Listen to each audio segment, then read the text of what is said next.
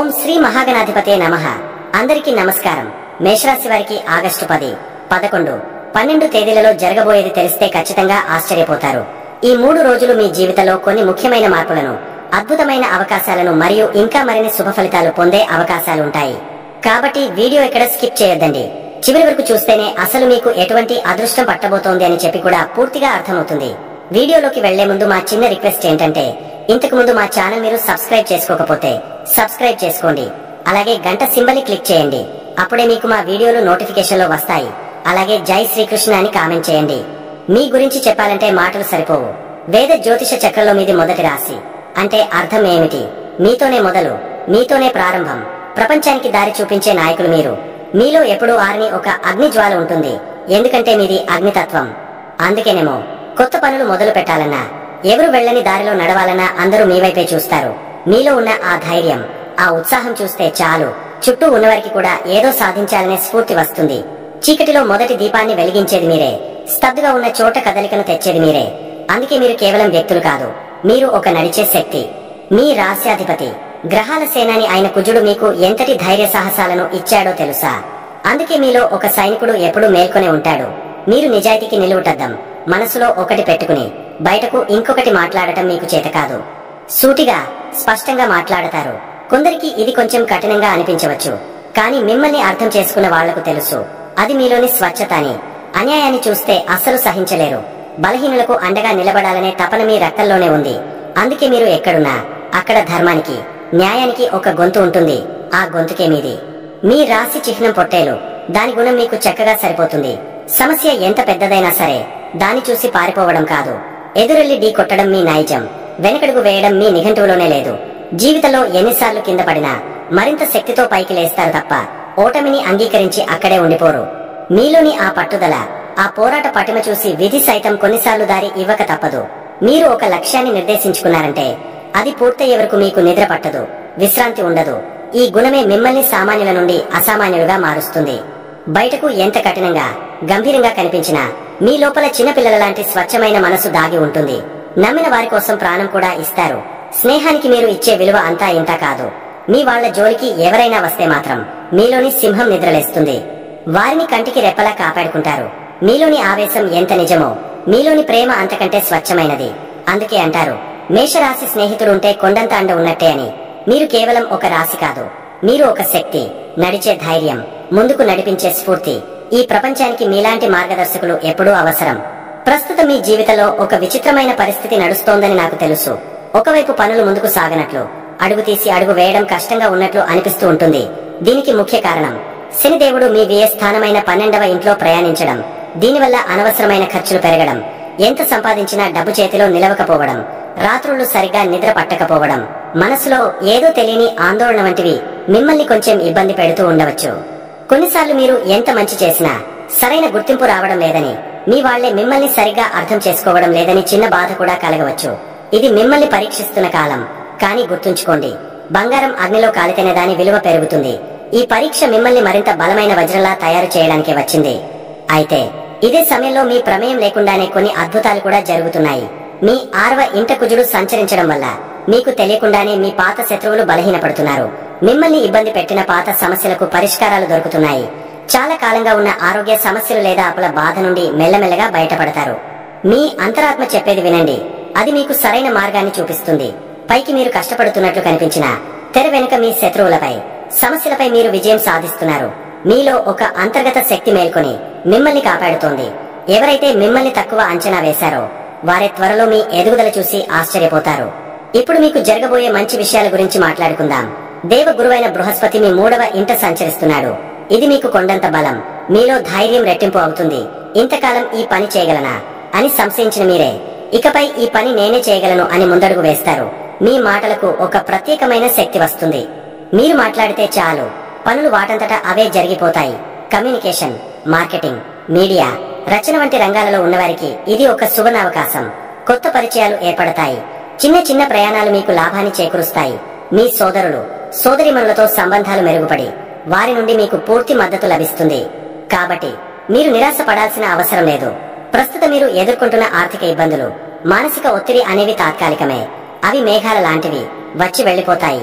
కానీ మీకు రాబోతున్న గురుబలం, మీలో పెరుగుతున్న ధైర్యం అనేవి సూర్యుడి లాంటివి.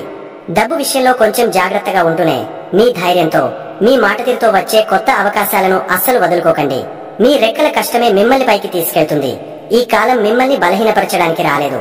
భవిష్యత్తులో మీరు అందుకోబోయే గొప్ప విజయాలకు మిమ్మల్ని సిద్ధం చేయడానికి వచ్చింది. ధైర్యంగా ముందుకు సాగండి, విజయం మీదే. మేషరాశి వారికి రాబోయే 3 రోజులు అంటే ఆగస్టు 10, 11, 12 తేదీలలో మీ జీవితంలోని వివిధ అంశాలపై గ్రహాల ప్రభావం ఎలా ఉండబోతోందో వివరంగా తెలుసుకుందాం.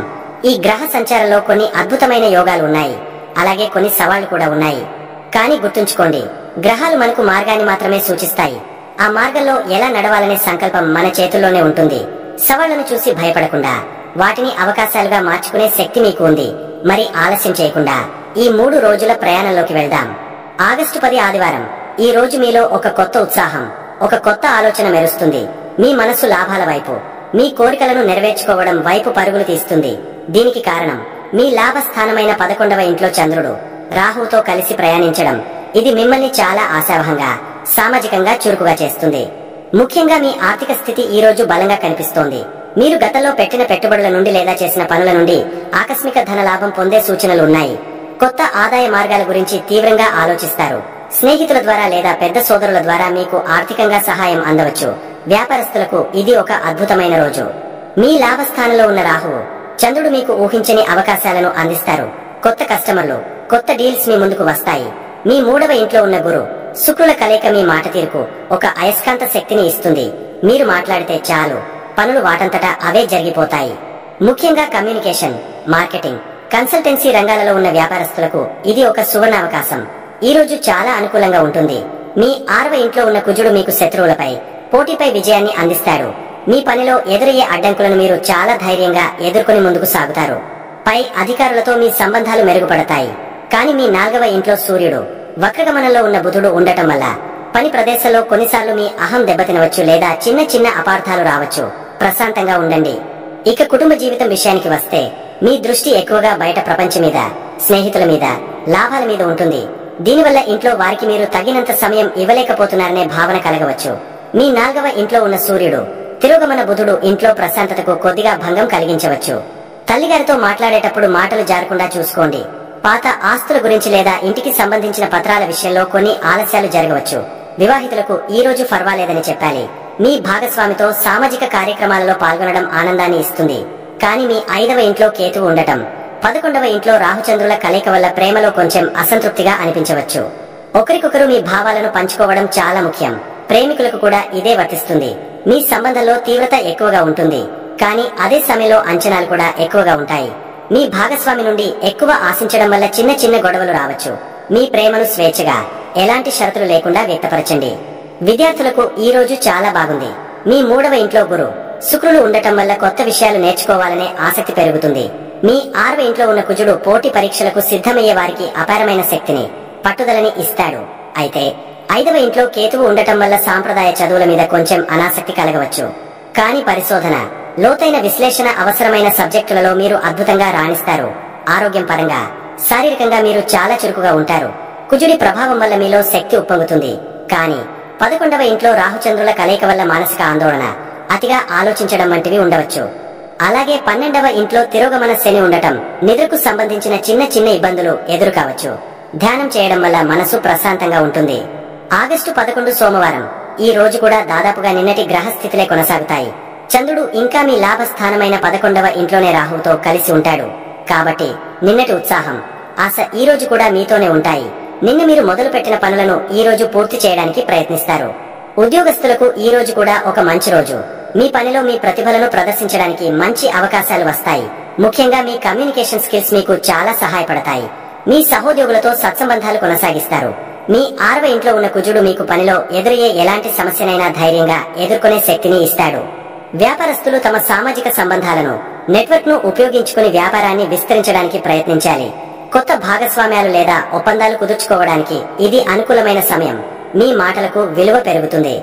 ఆర్థికంగా ఈ రోజు కూడా లాభదాయకంగానే ఉంటుంది. స్నేహితుల సలహాలు మీకు ఆర్థికంగా మేలు చేయవచ్చు. మీ కోరికలు నెరవేరడానికి డబ్బు చేతికి అందుతుంది. అయితే రాహువు ప్రభావం వల్ల కొన్నిసార్లు అత్యాశకు పోయి తప్పుడు నిర్ణయాలు తీసుకునే ప్రమాదం ఉంది. కాబట్టి పెట్టుబడుల విషయంలో జాగ్రత్తగా ఉండండి. షేర్ మార్కెట్ వంటి స్పెక్యులేటివ్ విషయాలకు ఇది అంత మంచి సమయం కాదు. ఎందుకంటే మీ 5వ ఇంట్లో కేతు ఉన్నాడు. కుటుంబ జీవితంలో నిన్నటిలాగే కొన్ని చిన్న చిన్న సర్దుబాట్లు అవసరం. ఇంట్లో వారితో, ముఖ్యంగా మీ తల్లిగారితో ప్రశాంతంగా మాట్లాడండి. తిరోగమనంలో ఉన్న బుధుడు పాత విషయాలను మళ్లీ ముందుకు తీసుకురావచ్చు. వాటిని అక్కడితో వదిలేయడం మంచిది.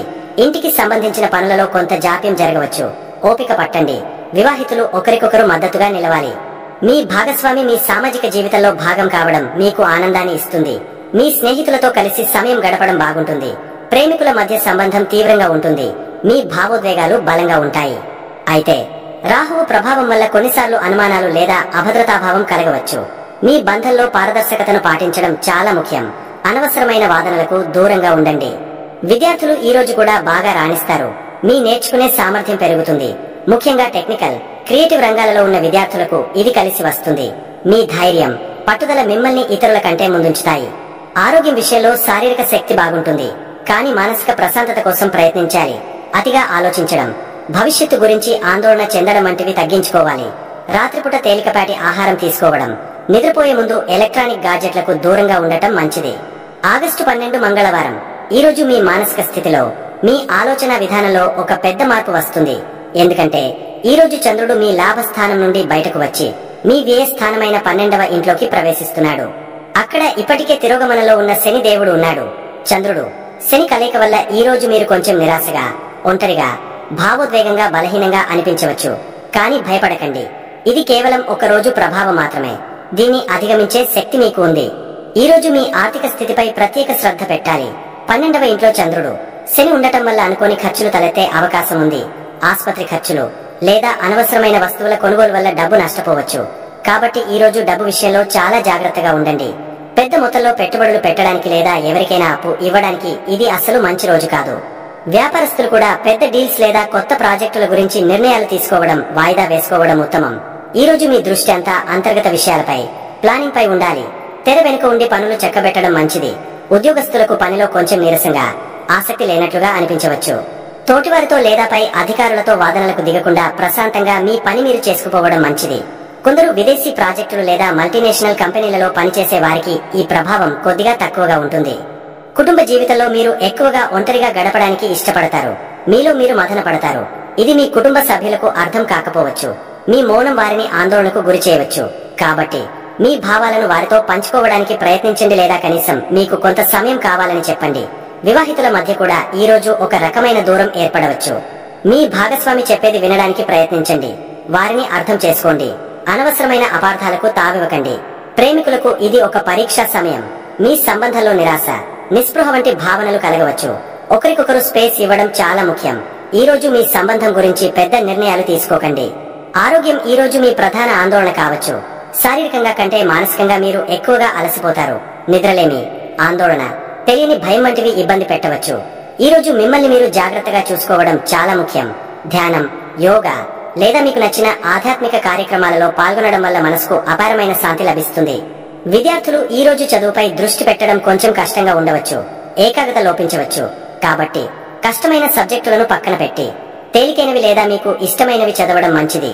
విదేశీ భాషలు నేర్చుకునే వారికి లేదా ఆధ్యాత్మిక గ్రంథాలు చదివే వారికి ఈ రోజు అనుకూలంగా ఉంటుంది. చివరిగా ఒక మాట. ఈ 3 రోజులు మీ జీవితంలో లాభాలు, సవాళ్లు 2 ఉన్నాయి. మొదటి 2 రోజులు వచ్చిన అవకాశాలను అందిపుచ్చుకోండి. మీ కమ్యూనికేషన్ స్కిల్స్ తో అద్భుతాలు చేయండి. 3వ రోజు వచ్చే మానసిక ఒత్తిడిని ఒక అంతర్ముఖ ప్రయాణంగా భావించండి. ఆ రోజు మిమ్మల్ని మీరు అర్థం చేసుకోవడానికి, మీ అంతరంగంతో కనెక్ట్ అవ్వడానికి ప్రయత్నించండి. ధ్యానం, ఆధ్యాత్మికత మీకు అండగా ఉంటాయి. గుర్తుంచుకోండి, మేషరాశి వారి సహజ గుణం ధైర్యం. ఆ ధైర్యంతో మీరు ఎలాంటి గ్రహస్థితినైనా ఎదుర్కొని విజయం సాధించగలరు. మీకు అంతా మంచే జరగాలని మనస్ఫూర్తిగా కోరుకుంటున్నాను. మేషరాశి వారు రాబోయే రోజుల్లో ఎదురయ్యే సవాళ్లను అధిగమించి అనుకూల ఫలితాలను పొందడానికి పాటించవలసిన కొన్ని సులభమైన పరిహారాలను ఇప్పుడు తెలుసుకుందాం. మొదటగా మీ మనసు ప్రశాంతంగా ఉండటం అన్నింటికన్నా ముఖ్యం. ముఖ్యంగా ఆగస్టు 12వ తేదీన చంద్రుడు, శని మీ 12వ ఇంట్లో కలవడం వల్ల మనసులో కొంచెం ఆందోళన, తెలియని భయం, ఒంటరితనం వంటివి రావచ్చు. దీనికి కంగారు పడాల్సిన పనిలేదు. దీనికి చక్కటి ఉపాయం ఏమిటంటే, ప్రతిరోజు ఉదయం లేదా రాత్రి పడుకునే ముందు ప్రశాంతంగా కూర్చుని కనీసం ఒక 108 సార్లు ఓం నమః శివాయ అని మనసులో జపించుకోండి. శివుడు చంద్రుడిని, శనిని ఇద్దరిని తన ఆధీనంలో ఉంచుకుంటాడు కాబట్టి ఈ మంత్రం మీ మనసుకు అద్భుతమైన శాంతిని, ధైర్యాన్ని ఇస్తుంది. అలాగే హనుమాన్ చాలీసా చదవడం లేదా వినడం వల్ల మీలో ఉన్న కుజుడి శక్తి రెట్టింపు అవుతుంది. ప్రతికూల ఆలోచనలు దూరమై ఏదైనా ఎదుర్కోగలననే ఆత్మవిశ్వాసం పెరుగుతుంది. మీకు వీలైతే శనివారం రోజున అవసరంలో ఉన్నవారికి లేదా ముసలివారికి భోజనం పెట్టడం లేదా నల్ల నువ్వులు దానం చేయడం వల్ల శని గ్రహం శాంతించి అనవసరపు ఖర్చులు, మానసిక ఒత్తిడి తగ్గుతాయి. ఇక రెండవది, మీ కుటుంబంలో ముఖ్యంగా మీ తల్లిగారితో సంబంధాన్ని బలంగా ఉంచుకోవడం.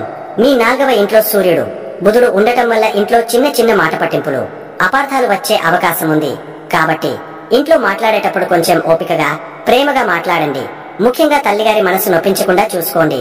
ప్రతిరోజు ఉదయం స్నానం చేశాక సూర్య భగవానుడికి ఒక చెంబుడు నీళ్లు సమర్పించి నమస్కరించండి.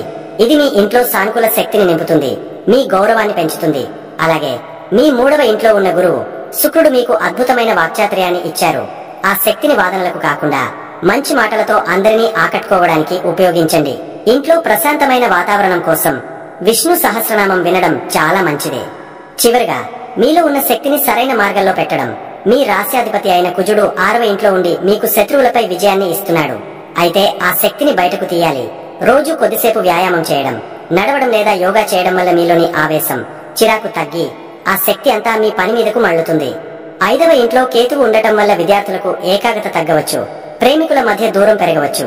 దీనికి రోజు మీరు పని మొదలు పెట్టే ముందు ఓం గం గణపతే నమః అని వినాయకుడిని తలుచుకోండి. చాలు, ఆయనే అన్ని అడ్డంకులను తొలగిస్తాడు. మీకు దగ్గరలో ఆవు ఉంటే దానికి పచ్చగడ్డి లేదా అరటిపండు పెట్టండి. అలాగే వీధి కుక్కలకు బిస్కెట్లు లేదా రొట్టె వేయండి. జీవసేవ చేయడం వల్ల ఎన్నో గ్రహ దోషాలు వాటంతటా అవే తొలగిపోయి మీకు తెలియకుండానే మీ పనులు సులభంగా జరిగిపోతాయి. ఈ చిన్న చిన్న పనులు శ్రద్ధగా చేస్తే చాలు, రాబోయే రోజులు మీకు తప్పకుండా శుభప్రదంగా ఉంటాయి. మేషరాశి వారికి ఎలా ఉండబోతుందో తెలుసుకున్నారు కదా. ఈ వీడియో గనక మీకు నచ్చినట్లయితే ప్లీజ్ లైక్ చేసి మీ ఫ్రెండ్స్ కి షేర్ చేయండి. అలాగే జై శ్రీకృష్ణ అని కామెంట్ చేయండి. అలాగే మా కొత్త వీడియోలు మీకు వెంటనే చేరాలంటే మా ఛానల్ ను సబ్స్క్రైబ్ చేసుకుని పక్కనే ఉన్నటువంటి బెల్ ఐకాన్ని ప్రెస్ చేయండి. ధన్యవాదములు.